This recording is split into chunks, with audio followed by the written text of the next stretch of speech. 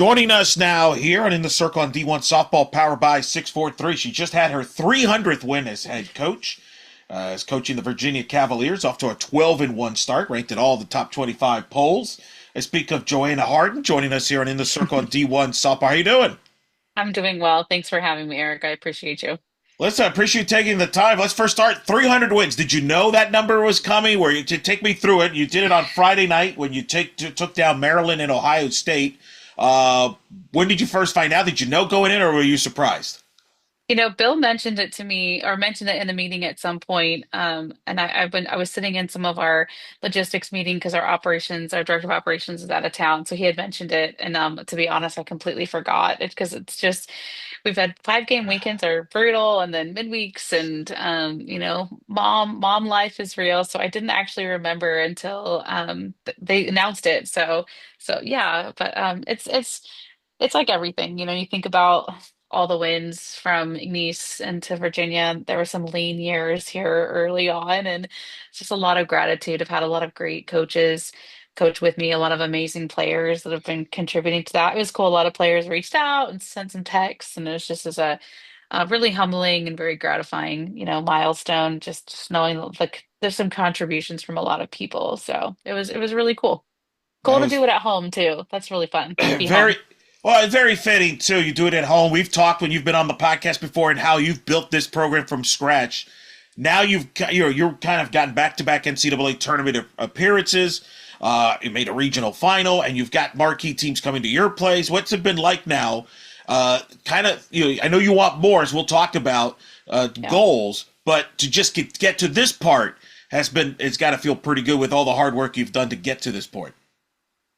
It feels gratifying and it's just a vision fulfilled. That and I remember distinctly the day that we broke ground for Palmer Park. It was in October, I think it was October 8th of 2018. I think that was the date. You could fact check me on that, but it was end of 2018. I remember putting the shovel in the ground and thinking, okay, like this is gonna happen. And then, we got Jaden Eden to commit over COVID. And so those were the two, those are our two first like wow, in-state homegrown players that we knew were going to be really special. And so you could see those pieces. And then we really developed a new system for how we operate in 2020 after the COVID year. That spring of 21, we changed our entire performance model. We changed how we do a lot of things. And so it just has been these slow progress and slow pieces, which has been really, really gratifying. And yeah, it's been a journey and one I'm really grateful. I've grown up a lot in 10 years. Like I've grown and developed as a person, as a mom, as a coach, and so just I'm grateful that I've been able to do it at such a special place like Virginia. What's the biggest difference you now as a head coach now versus when you took over the program? Yeah, I think the biggest difference is that I don't take winning and losing as personally. I mean, we're super competitive. We want to win. It's just not tied to like my identity. So we win games. Like, I remember we got pounded by Arkansas game one. I mean, we just got, 17-1, I think. And I just remember sitting there like, okay, like that was weird. What are we gonna do? Like, what's next? That wasn't our team. I don't know who that was, but like, how do we respond? And then we beat them the next day, and I was like, okay, what's next? It just doesn't I don't think I'm a better or a worse coach. I don't think I'm a better or a worse person for wins and losses. And so that just kind of frees me up to be my best. It frees me up to be really competitive and I make mistakes. I made a mistake even the other day and didn't send a runner I should have sent. And I'm like, well, that was dumb. Like figure it out and move on. I don't really beat myself up too much. And it's just made me free up. I think a lot of my former players would say I've gotten a little soft, but I think I've just evolved with having a child changes that for sure. But I think too, this is a new generation. There's a lot on their plate. And so I've just tried to navigate that with them and manage that with them a little bit differently. No doubt. I mentioned you're off to a 12-1 start. You just took care of Ohio State and Maryland, part of your tournament. You had to deal with Mother Nature, scheduling changes. Well, yeah, It's just crazy. what else is new? What have you learned about your team 13 games in? Our team is pretty focused forward. They are very intent on our goals. We've talked about them from the beginning. Day one of practice, We didn't do the typical sit and watch the handbook or go through the handbook and talk about the roles. We showed them the video and we said we're hosting ACCs in whatever 9.5 months, and like you get to protect your house, kind of a thing. And so this is where it starts. It starts right now in September, and I think that has been the mission from day one. We talk about our goals very publicly, very upfront, and they're just really, really focused on that. And they're really fun. I think our team really enjoys being around each other. They really enjoy, being together. And I think that's really unique and special. It's a special, special group, but very competitive. I thought that the bounce back from Arkansas game one to Arkansas game two, and then the bounce back from being down 3-0 and giving up off one hit and like four free passes and a couple mistakes of Maryland, and then flipping it and putting up a floor spot the next half, I think is pretty telling about our team. We have talked, I can't even tell you how many times about who are we going to be when things just don't go our way. When the ball bounces the other way, when the strike zone is moving every inning, when it's rainy, when it's cold, when um, you hit the ball like 80 miles an hour off the bat right to somebody, like what are you going to do? And I think that's been the challenge for them is can you be your best when things aren't going your way?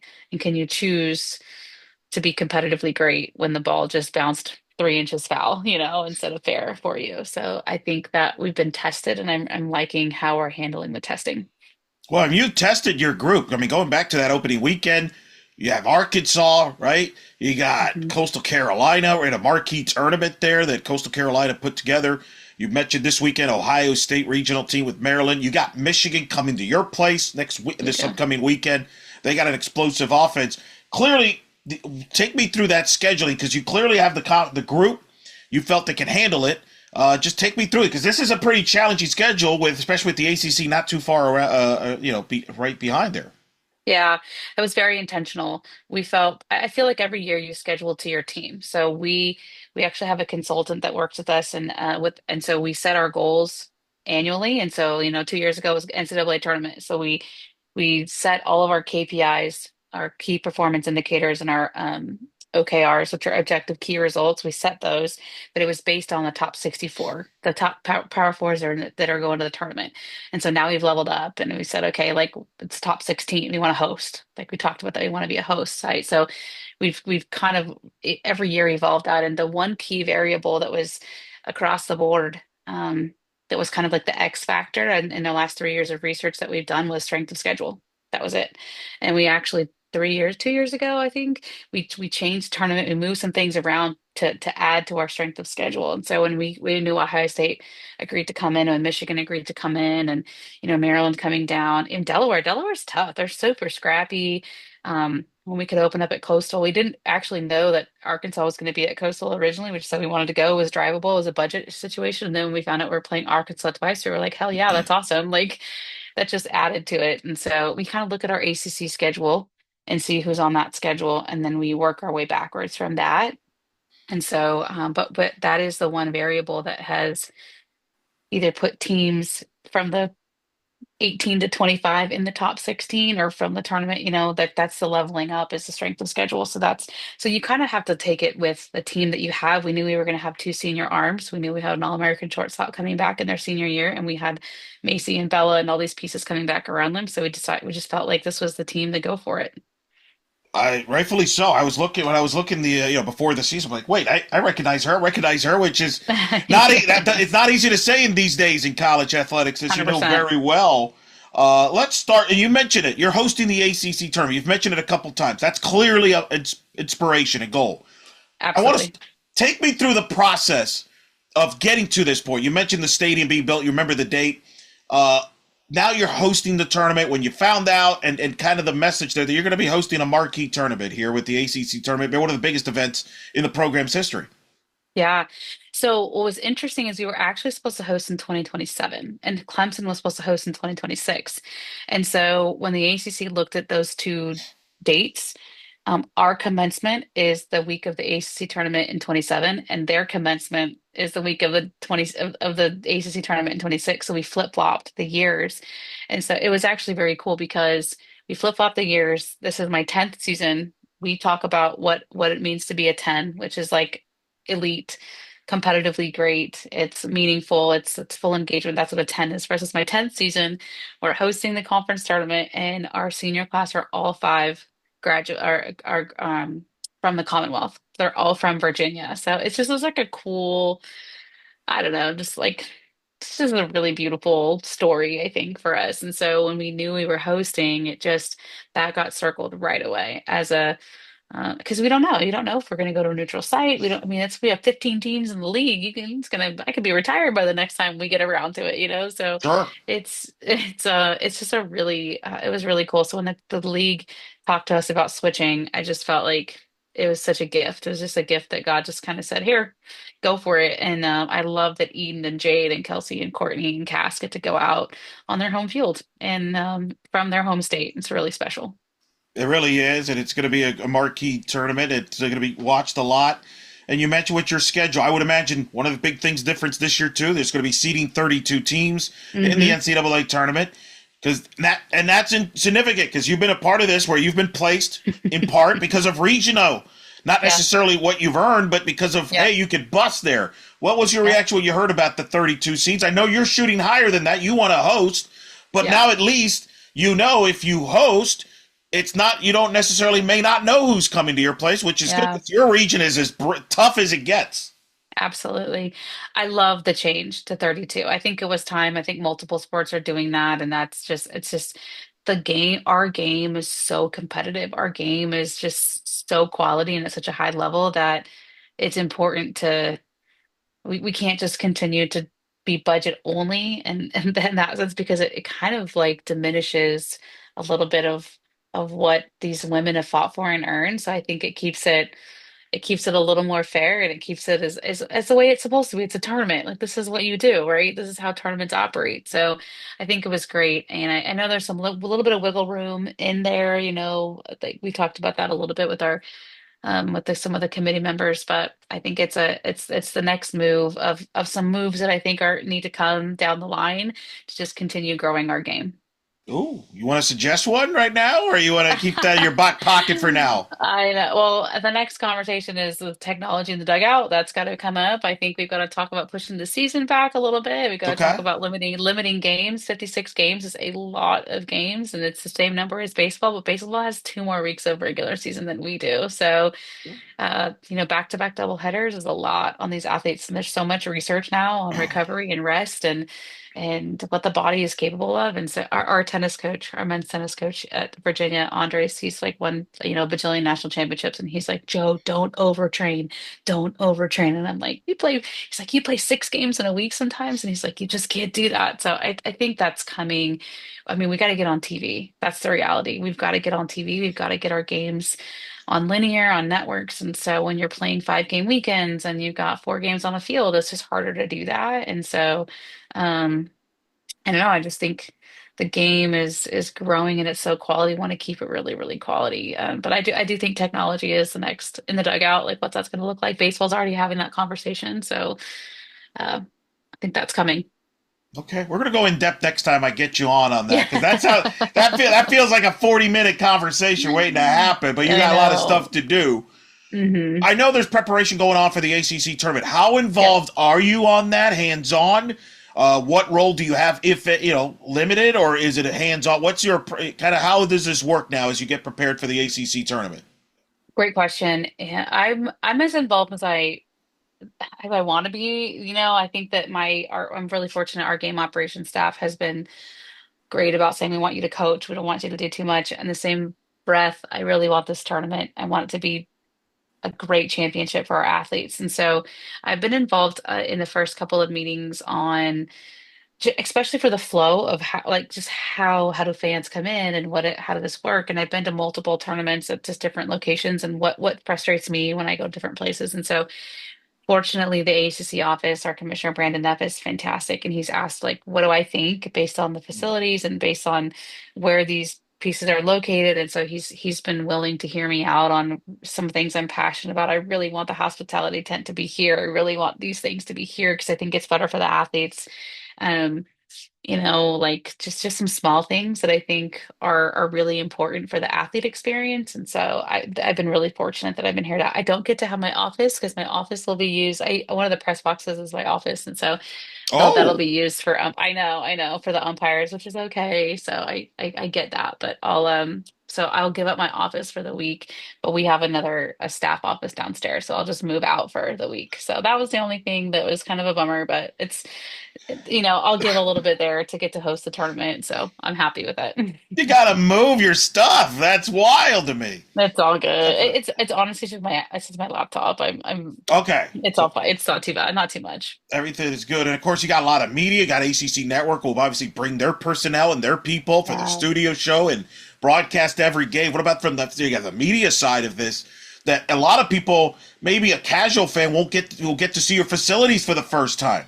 Yeah, it's amazing. And so I think that Palmer Park is one of the most beautiful facilities in the ACC. I know I'm biased, and it is beautiful. It's an awesome chance to showcase the investment and of our administration and the investment of Lisa Palmer and Fran Palmer, who, committed to building this facility. And they were actually in town this past week, and I reminded our athletes that, Lisa, when she graduated, said, I want to do what I need to do to be able to resource a facility for this place. And she did. Like, she's not that old. She's doing an amazing job. So I love that. I actually just was looking at Michigan's schedule, just kind of getting prepped for this weekend, and I just saw Palmer Park on their schedule because that's where we're playing a Party at Palmer tournament. And I just love that our facility and that Lisa's name, her legacy is all over the place. It's going to be all over the ACC network. It's going to be all over people's schedules. It's going to be all over for everyone to see, just the impact that she's had and how beautiful this facility really is. You've talked about mentioning your senior class. Describe this senior class. I know it means a lot to Oh, you. Built your program. I don't want you to get emotional because it's going to be I emotional know, later in the I year with senior know, I weekend. know. But just Oh, describe this group because this is a special group here that's going to be remembered for a long time. There's a lot of softball to go, but yeah. they've, what is this them meant to your program?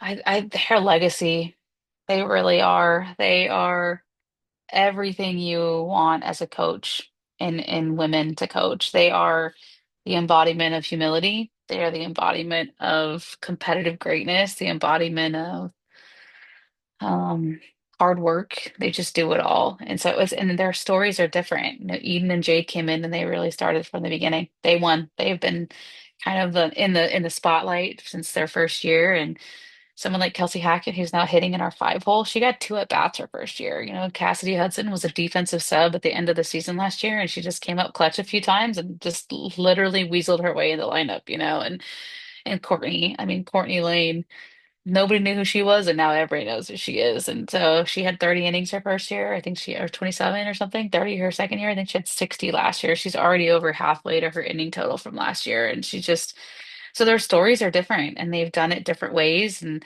they've challenged themselves differently, but they have been really tight knit. They have been really loyal and committed. They've all had opportunities to leave and go somewhere else because the grass is greener on the other side, and they've just stayed really committed to Virginia, and I'm really really grateful to them. And um, this will be a really hard senior day. This will be waterworks. I hope that if we're like on broadcast, I don't get asked about it in the game because I'll lose it. It's a gift, and I remind our staff as often as I can to really embrace every day with this group. Players like Jade, she's really special, and you might not coach someone like that for a long time. So she's just yeah, this is a group that's really, really dear and close to my heart. So I'm literally enjoying every day I get with them and just soaking it all in because I know they're limited. Hey, as you should. Take it by every day. If nothing else, I'm prepping you for. You probably will get asked. I've run senior weekend. I have a I feeling somebody's know. going to ask because you might as well prepare for that. But they all have their unique stories, as you mentioned. It wasn't all rosy from day one. Mm-mm. Talk about the development in your program because that is a word everybody uses.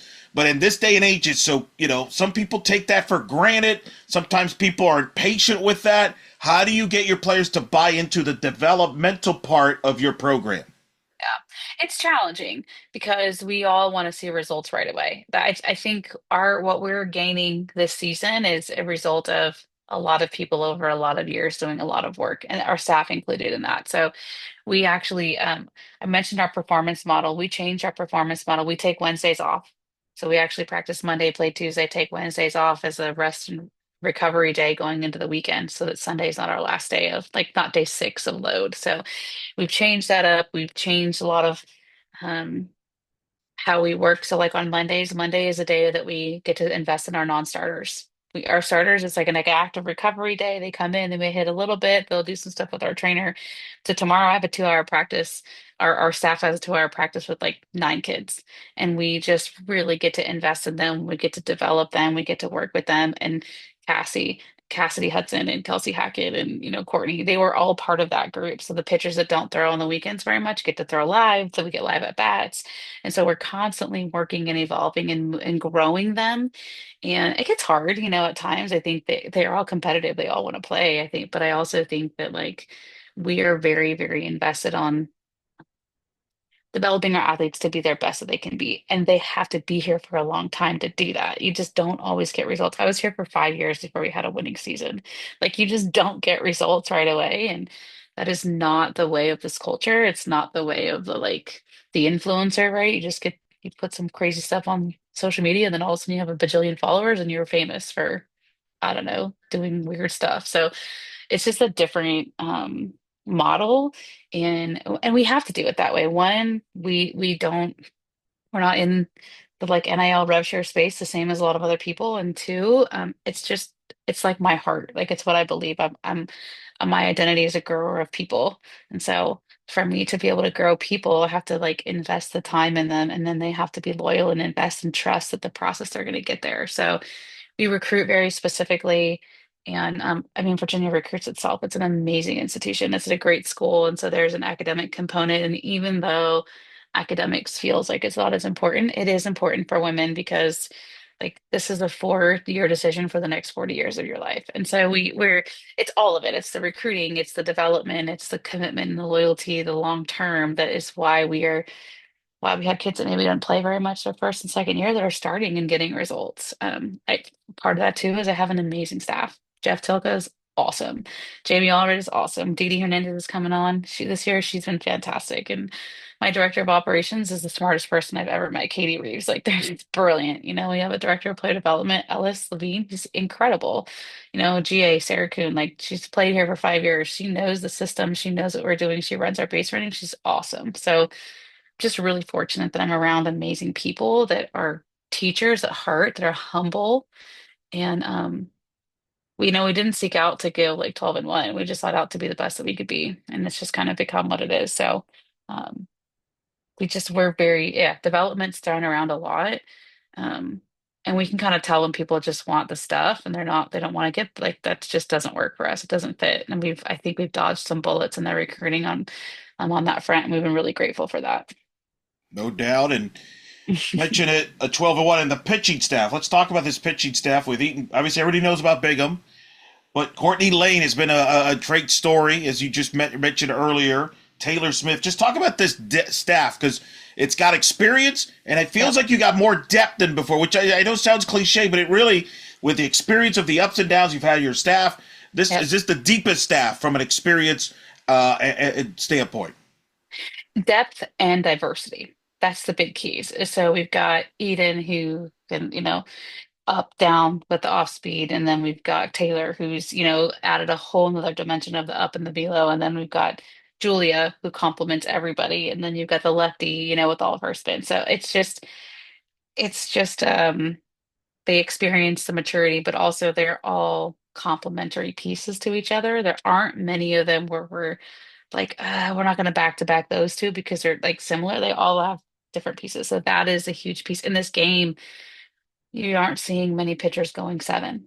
You're not seeing many pitchers getting through a lineup the third time or the fourth time. Definitely not the fourth time. So I think that and that the few that are elite and they're getting tired at the end of the season. And so that's what's really great about our staff is the experience and the depth. But if you have 4 arms with experience that look exactly the same, you're not beating great offenses. You're not gonna win a series in the ACC without having to just outscore people. So um, I think that's a key. And Jamie's done a phenomenal job at developing them. They have all gained more dimensions in their arsenal as they've come through. And so that's a testament to Jamie's work and her diligence. And I think Dee Dee's really added an element as well, since she's got here. Yeah, no doubt. Experience. Your offense, people know about Macy. They know about Jade, the home run queen. They know about Bella Cabral. Maybe some don't, but maybe they should know more about Bella Cabral. But just talk Hmm. about the identity of this offense and Bella Cabral and some of the unknowns that maybe people don't talk about that they should. Yeah, I think the overall identity is selfless team winning softball. It's like, how do I make my teammates' job easier? And so, you know that JJ in the 9 hole is going to get pitches to see because Jade's next, and you know that Bella's going to get some pitches to see because she's hitting behind Macy. But then, if you try to throw around Jade and Bella and Macy, Kelsey's going to get pitches to hit. So I think extending at bats, hunting certain pitches, hunting my strength and being on time for that and doing damage, and then being really, really competitive in the box, dropping the bunt if I need to. We've had multiple scenarios where we've had a really long at bat, a 7, 8, 9 pitch at bat, and the hitter got out or struck out or something, and then the next hitter gets one right down the can and hits it for a double. So that 7 or 8 pitch at bat is what led to the pitcher missing and making the mistake, and then that just made my teammates' job better because I was really competitive in that at bat. So I think that Jeff's done a really great job of training them and teaching them what they're looking for and how to handle different parts of the zone, what their strengths are, and how to adapt to a pitcher that maybe throws into their hole or their weakness. And so I just think that, yeah, the hitters I think have really come on. So Reagan Hickey has been splitting time behind the plate, and she's been hitting for us. And she redshirted last year. She was behind Sarah, and she's catching for us too. And she was behind Sarah and Sid. And we just said, look, they're seniors, you're freshmen. Like you're just not going to play very much. So why don't we take the year and train? Not, and it's not against Reagan. This is just for the two seniors. And so we just said, let's train and get into the weight room. She was lifting 3 days a week. She went out this summer and played in one of the summer leagues, and she just came back really strong. She's been in the weight room now almost 18 months, and she's filled in. She's strong. She looks great, and she's just competent. And she's a freshman, but she's not. So that redshirt year was really big for her. And she had some nerves early on in the season. Of course, they all have nerves, but it's a freshman that's 18 months into their career is a totally different mentality than a 17 or 18-year-old that just got out of high school. So she's been coming on really well. She's definitely one that's been fun. JJ at the bottom, JJ Griffith she's fast, she can run, and I think for her, just like college softball, like, okay, here we go. This is real. Like, just having to learn it's not travel ball, it's not high school. And she's just so athletic. She moves so well. She makes things look easy that are really challenging. So those are the two in the lineup that I think of. Um, if you don't know who they are, you probably know who they are at this point, but they've just filled some holes really well. And, it's been fun to see them kind of come into themselves a little bit. No doubt about that. We talked about the weather impacting schedules. I know it impacts practice. You mentioned Mhm. earlier about perhaps starting the season later.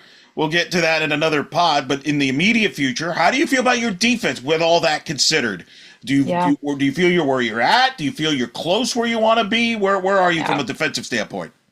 Well, funny, when we went to Coastal, we hadn't been on the field in almost 3 weeks, 2 weeks. It was so you could just tell we were way out of alignment in all of our cuts and our relays. We were out of position. We were out of rotation a ton. Got better a little bit over the weekend, and so that was as the defensive coordinator. I'm like, oh my gosh, what are we doing? What's going on? So I think we're starting to settle in defensively. We have one of the toughest left sides between Jade and Bella. I mean, they just cover the left side really, really well. And Macy over there at first base is just, man, from her first year to this year, it's like the first year I was like, oh, just catch the ball, just catch the ball. Now she's making picks and she's making plays, and it's just really fun to see her. And they've been great for Alex. Alex has been over at second base. Alex Call out of Florida, so she's actually was playing third base her whole career. Most of her career played third base, played a little shortstop in high school, and then we just said, "Hey, Bella's going to play third, and you're going to play second." And so that's a new position for her. She's getting comfortable, getting used to that, and then We moved Cass into center field after the first weekend just because she's got experience and so much range, and that was a really good move for us just to like give her that space, and she's really comfortable out there. So I think the defense is settling in well. I think what I would like to see is as we get going, a little more of them kind of flowing and moving on their own. I'm moving and positioning them a little bit. So we've talked about that. We showed some film on where we drift a little bit and with some of the analytics that we have, it's really important to kind of stay in position or to feel the flow of the game. But our goal is that we're firing on all cylinders for the ACC tournament in the postseason. And so we're learning a lot. I would rather be out of position than really be challenged now. Like I just honestly I pray every morning, like, bring it. What do you need us to know? Like, what do you need us to be challenged with so that we're ready to fight the battle when it comes in May. And so whether that's rain like we had or getting our tails kicked by Arkansas to open up, that wasn't on anybody's bingo card, but so just trying to really make sure we're prepared as best that we can. And defensively, I really want to be challenged with whether it's bunt, short game, slapping, people that are running the bases really, really aggressively. And so that's why I'm excited about the offenses that are coming in and the offenses that we're playing is they're really going to push and they're going to challenge our defense. And so, um, yeah, I like where we're at. I think we've got some room for improvement, and but we're moving in a positive, we're trending in a positive direction, and I'm happy with that. No, that's really good. And of course, I can't believe I'm saying this. The ACC is like 2 weeks away. Like there's ACC series starting next weekend. That's Yeah, wild to me. isn't What? it? What's it? Yeah, I still can't digest all that. But what's it been like now? A year in to second year with this new look ACC with Cal and Stanford involved, coming up a year where you had a tied for the most NCAA tournament bids in the conference history. I think 9 bids. You had Florida Mhm. State host. You had a Clemson host. You had Duke hosted, etc. How do you feel about this ACC? What's it been like now? Transition with Cal and Stanford being added in this supersized league. I love the ACC. I love that Cal and Stanford were in. I think there's two ways to look at it. Is like, oh my gosh, you can look at it in a scarcity mentality of like, oh, there's not going to be enough for me. How are we going to, move our way up, or in abundance? Like, bring it. This is awesome. It's challenging everybody to get better. I think Cal and Stanford coming into the league, although it was not the Atlantic Coast, it's the both coast conference of the all coast conference or whatever now, which is kind of funny. Um, it just made us all better. It challenged us to say, like, how are we going to continue growing and evolving our programs? And so I just think it's phenomenal. I think the only challenge is that we miss six opponents every year, and so your strength of schedule really impacts the seeding at the tournament. So I would love to see the ADs and the SWAs vote to bring every team to the tournament, to the ACC tournament eventually. That's something that the coaches voted pretty almost unanimously for, because again, missing six opponents, the strength of your schedule really, really impacts your seeding. And so it used to kind of be like, oh, you don't want the low RPI to beat the high RPI from a NCAA tournament seeding. Well, now it just your actual ACC schedule, it doesn't really always impact it the same way. So that's a change I would love to see.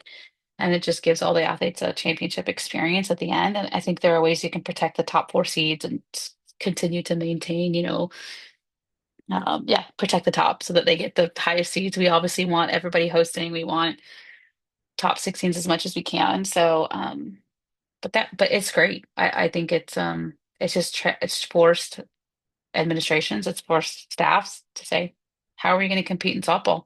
And I think it's been really, really good for the ACC. I love this league. I love the coaches in this league. I love the people in this league. I love the ACC office. I think, Jim Phillips is great. I think we're in great hands, and I think the future of ACC softball is just really, really bright, and I feel really, really proud and honored to get to be part of it. And I've seen it evolve. I mean, my first year it was 10, it was like 12 or maybe 10, 10 or something. I think there's 10 schools. Yeah, There's eight went to the tournament, and now we're at 15. That was Clemson joined, and then Duke, and then, it's been this crazy growth. And yeah, really, really cool.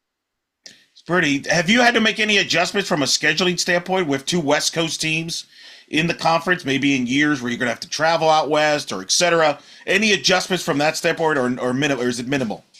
So we went to Stanford last year, and we were like, do we go on Wednesday or do we like leave on Monday? Because we couldn't make it like a 5-day trip. It was right before finals. And so So we ended up leaving on Monday. We stayed Sunday night and did it like the back end way. And I don't know that there's a great way to do it, to be honest. I think Saturday night we were all just like comatose. It was pretty brutal. But other than that, no, we haven't really we won't go west twice in a season. So it's really only once. And we just schedule in extra recovery days on the front and the back side of that and just try to take into account travel. But we won't go there. I don't think we go to the West Coast in 27 either. I think maybe in 28 we go back out. So at the time we'll really alter the schedule around it to make sure that we're accounting for the time changes and just the flying and the recovery. It's a tough trip. I will tell you, they are rock stars, Cal and Stanford, for making that trip 3 or 4 times. I mean, they are absolute rock stars. I think that's really cool. No, it really is. And it's good. It's just unique how to see that play Hmm. itself out. Now, you're hosting the ACC tournament. Now, we had Pete Demore on, who confessed that he liked you, that you actually get along despite We the get along. rivalry, and he likes you, and he's actually excited that you're hosting the A. That was his confession, that you're Yeah. hosting the ACC tournament because it's in the state of Virginia, and the Hmm. pride that comes for the state and the tremendous talent in the state of Virginia from a high school standpoint to travel ball, you know all Yeah. about it, and the Yeah. pro all the college levels, D1, etc. Just talk Yeah. about that pride from the state. Do you sense Yeah. that as a host this year? Do you sense that from the state? Well, full confession, Pete is awesome. We get along really, really well.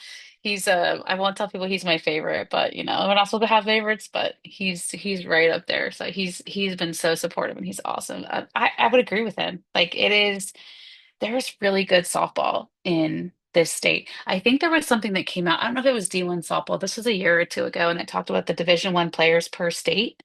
And it was like California was like the top, Texas. I think Virginia was like seventh or eighth out of all 50 states. But like per capita, it's probably got to be one of the top two or three because of the size of our state. And so there's this great talent here. I mean, you look at there's a long line of pitchers from this state. You got Lacey Waldrop and you had um, Valerie Cagle and Keely Rochard and Emma Lemley, Eden Bigelow. I mean, look at all the, I mean, I think there's like 7 or 8 arms that are from this state. It's so good in softball and it's growing and there's great travel ball here.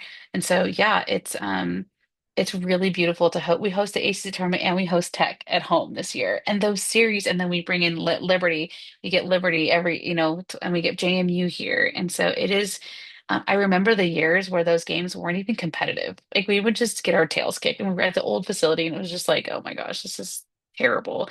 But now, like we're all in state competing for these awesome players that are in our state, and so like we're like yes, we want these kids to come to watch us play Tech. We want them to come to the ACE tournament. We want them coming to games when we're at Virginia Tech. And so it's it's really beautiful to get to showcase the Commonwealth on TV. It'll be on linear. And for the young women in our state, I got an email from a local uh, um, someone from the hospital, and her daughter's like 10 years old. And she's like, her dream is to play at Virginia. And I'm like, there are kids dreaming about playing at Virginia, and Virginia, that's been Virginia Tech for a long time. But it was just a cool moment to say that wasn't the thing 10 years ago. It really wasn't. Like, no one knew Virginia had a softball team.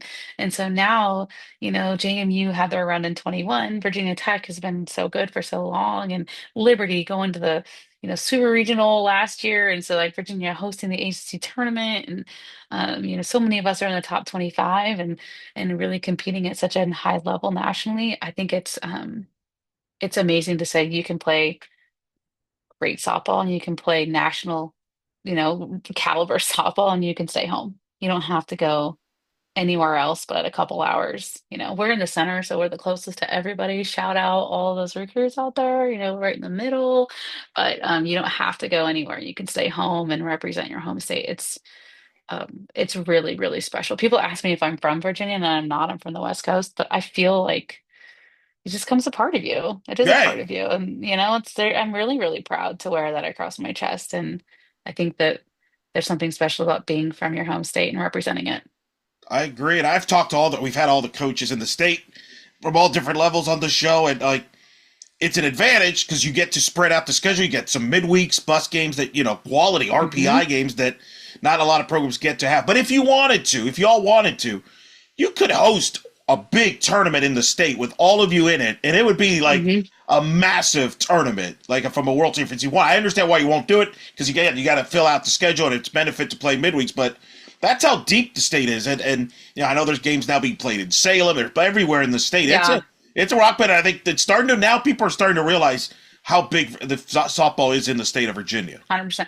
Well, when JMU went to the World Series, I think people were like, JMU? Yeah, And you're like, yeah, yeah, you're dang right. They're freaking good. So that was in 21. I think that was like the really, really cool, for us. And then we finally get to an NCAA tournament, and then Tech continues doing what they're doing, and it's and Liberty. Like it's yeah, it's just the results kind of speak, and at some point the world has to turn around and go, there's something going on there. And then you start looking at the rosters. yeah. I think at one point, Virginia Tech and JMU had over 50% of our rosters from the state. That was maybe last year or 2 years ago, which is just a testament to great, great athletes, great softball in the state. No doubt. I mean, Division III Virginia Wesleyan with Coach Elliott, what he's done over Oh, there as well. I mean, we could go on and on. incredible. Yeah, no doubt about it. Christopher Newport, yeah, they're so Yes, good. yes. I Hmm. mean, that's what I mean. D1, 2, 3. It's all levels. It's incredible. Yes, And a credit 100%.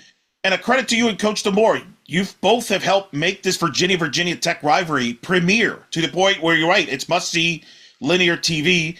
You've had some wild games, which we won't even have to get to, but you both have helped raise the profile of this matchup.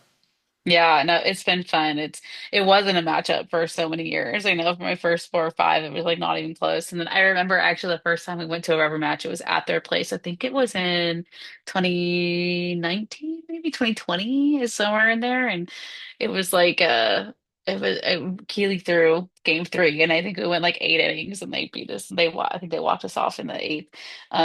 But it was like it was so competitive, and I remember feeling like finally this is an actual rivalry. And we've had some years where it's been lopsided, but it's so fun. It's just so fun that those games are rowdy, like the crowd is into it. And we sell alcohol now at the stadium, so it's free. People are having a good time. They're getting into it. Actually, one of our best series was Cal, because it was just so fun. And so like there's like a softball culture. There's like a culture around it. And when you have great teams like Tech, I mean, was it last year or 2 years ago? It was the first time we were both ranked in the top 25. And there was Right. the series. It was last year. It was top 25 matchup for all 3 games. It was so cool. Like it was awesome. So fun. No, that's what's tremendous, and a lot of exciting softball to go. I'll let you go on this.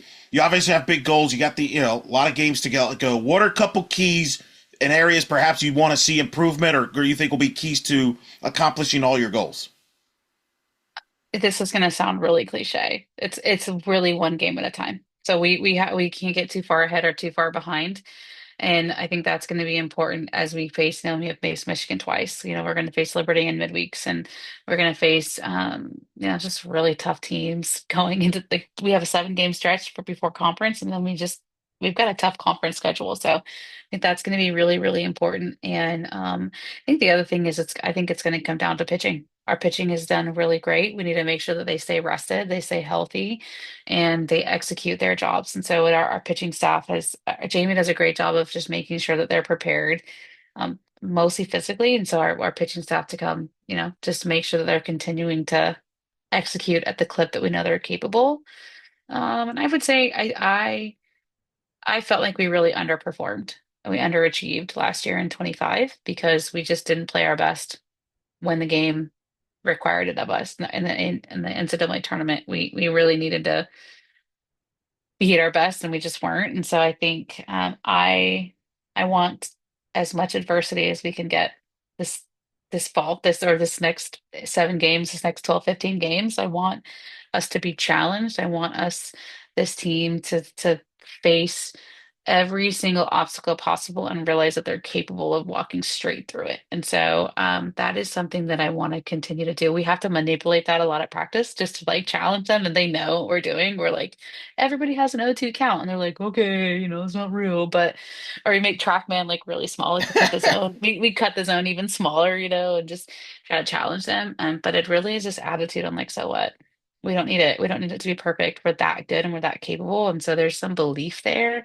So I really want to see us to be challenged here in the next month so that when we go into the NCAA tournament and the game, or really the ACC tournament first, and the game says, the game expects us to level up and the game needs us to level up, that we are prepared to do that.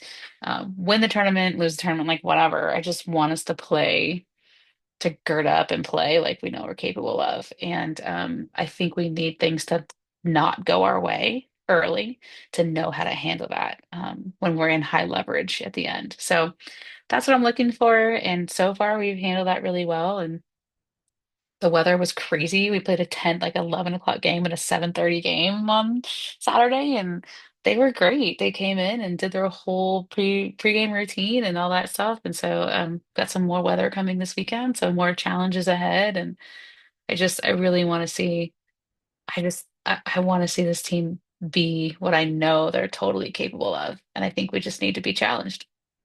Look forward to that, and it'll keep going this week. Big tournament hosting with Michigan and other great quality teams. Their competition this week, of course, ACC play just around the corner, and of course, I the know, ACC tournament in May. But that's crazy. one game at a time. Of course, Joanna Hardin joining us here at In the Circle D1 Softball, powered by 643. Hey, listen, it's awesome. Thank you for joining us. So on a short notice there, we just wanted congrats again on 300 wins. I feel like you Thank got at you. least you got 300 more in you, right? Right? See all this gray hair? I'm not sure how much longer until I'm like fully gray, but no, it's been a joy, and I hope there's a lot more to come. So I, it's I gonna have be a awesome. I have a feeling there will be, and we'll be doing this chat again. But in the meantime, thanks. Good luck this season, and thanks for talking to us as always on In the Circle and D1 Softball. Thank you, Eric. I appreciate how much you cover the game and how much you invest in growing the game. So I really appreciate you and all that you do.